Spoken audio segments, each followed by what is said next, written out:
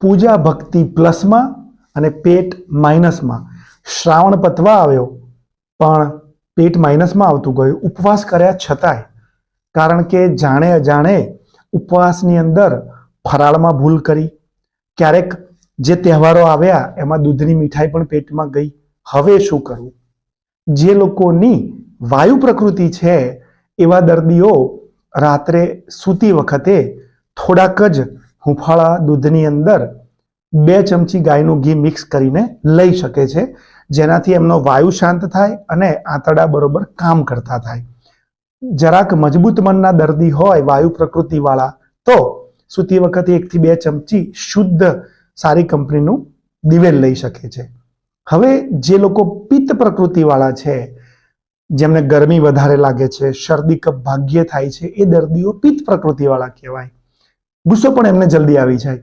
તો પિત્ત પ્રકૃતિવાળા દર્દીઓને એમ લાગે કે એમનું પેટ બગડ્યું છે, પાચન નબળું પડ્યું છે, અપચો, ગેસ, કબજિયાત, તો બપોરે અને રાત્રે જમવાના 1 થી 2 કલાક પહેલા 1 ગ્લાસ પાણીની અંદર જરૂરિયાત મુજબ 1 થી 2 ચમચી ઈસબગુલ મિક્સ કરી બરોબર હલાવીને પી જવાનું. પછીના જે 1 કલાકનો સમય છે એમાં 2 થી 4 ગ્લાસ પાણી યાદ રાખીને પીવાનું.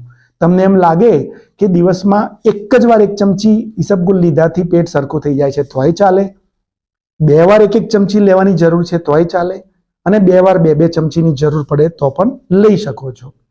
હવે ત્રીજા નંબરે આવે કફ પ્રકૃતિવાળા દર્દીઓ. કફ પ્રકૃતિવાળા જે દર્દીઓ છે એ લોકોને હરડેનો જે પાવડર છે કે હરડેની ગોળી છે, સાદી હરડે, સ્ટ્રોંગ હરડે નહીં, પાવડર જરૂરિયાત અનુસાર 1/2 થી 1 ચમચી અથવા ગોળી જરૂરિયાત અનુસાર 1 થી 2 સૂતી વખતે નવશેકા પાણી સાથે લેવામાં આવે તો એમને જે પેટની તકલીફ છે એમાં ઔષધીય રીતે આયુર્વેદ મદદ કરી શકે છે. જે લોકો સ્થિર, શાંત, બહુ બેસી ન શકે, બહુ જ આગળ જતા હોય એ વાયુ પ્રકૃતિવાળા કહેવાય. જે લોકો એક જગ્યા પર કલાકો બેસી શકે એ લોકો કફ પ્રકૃતિવાળા હોય છે. અને જેને કામ સરસ રીતે પતી જાય, જલ્દી બીમાર ન પડે, ગરમી ખૂબ લાગે, કામ બધા માટે કરી નાખે પણ એને ખોટું જલ્દી લાગી જાય, ગુસ્સો વધારે આવે, એ પિત્ત પ્રકૃતિવાળા, ગરમ પ્રકૃતિવાળા, ગરમ લોહીવાળા દર્દીઓ હોય છે. હવે વાત આવી શ્રાવણમાં તહેવારોમાં જે ભૂલો કરી અને હવે પેટ બગડ્યું છે એમાં આહારની રીતે તમને હું ક્યાં મદદરૂપ થઈ શકું. તો જવ અને જુવાર સામાન્ય રીતે પચવામાં હલકા મનાય છે, મકાઈ ભારે મનાય છે. તો તમારી પાસે 2 ઓપ્શન છે, જવ, જુવાર અને ઘઉં ત્રણેય ભેગા કરી દો સરખા ભાગે અને એનો લોટ, એમાં બીજું કંઈ ભેગું નહીં કરવાનું, જે પડ્યું છે એને મૂકી રાખો. આ જે લોટ ભેગો કરી અને તમે જે રોટલી બનાવો છો કે રોટલો, એ તમે ખાઈ શકો. તમને એમ લાગે કે ઘઉં લેવા જ નથી થોડા દિવસ, તો જવ અને જુવાર એની રોટલી કે રોટલો ખાઈ શકો છો. તમારે આવું અનાજ નથી લેવું તો ચોખાની રોટલી લો, દાળ ભાત, ખીચડી, પૌવા, ઉપમા સવાર, બપોર, સાંજ માટે તમારી પાસે બેસ્ટ ઓપ્શન છે.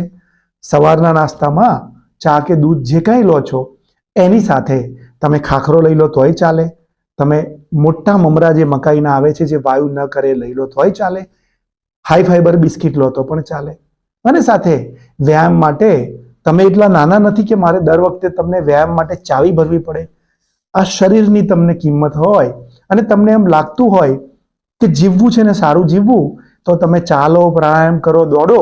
બાકી અનેક મીમ્સ બને છે જેમાં વ્યાયામની મજાક થાય છે.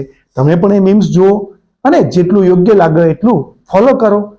કારણ કે ભગવાને બધાને સરખું BMW, મર્સિડીઝ કે એનાથી અનંત ગણી વેલ્યુવાળું, શક્તિવાળું શરીર આપ્યું છે. અમુકની ગાડી ગેરેજમાં પડી રહે છે, અમુકની ગાડી ગેરેજમાં ચાલુ થઈ જાય છે પરંતુ આગળ નથી જતી, અમુકની ગાડી આગળ તો જતી રહે છે પણ રસ્તામાં ગમે તે જગ્યાએ જે ન નાખવાની વસ્તુઓ એટલે કે સફેદ પેટ્રોલને બદલે ટુકડાવાળું નાખે છે. જેની જેવી ઈચ્છા, શરીર પોતાનું છે, જીવો ત્યાં સુધી એના માલિક છો. આપ ઈચ્છો એ પ્રમાણે કરો. મને જ્યારે જ્યારે એવું લાગે કે મારે કંઈક કરવું જોઈએ ત્યારે હું આપના ટેકામાં આવું છું.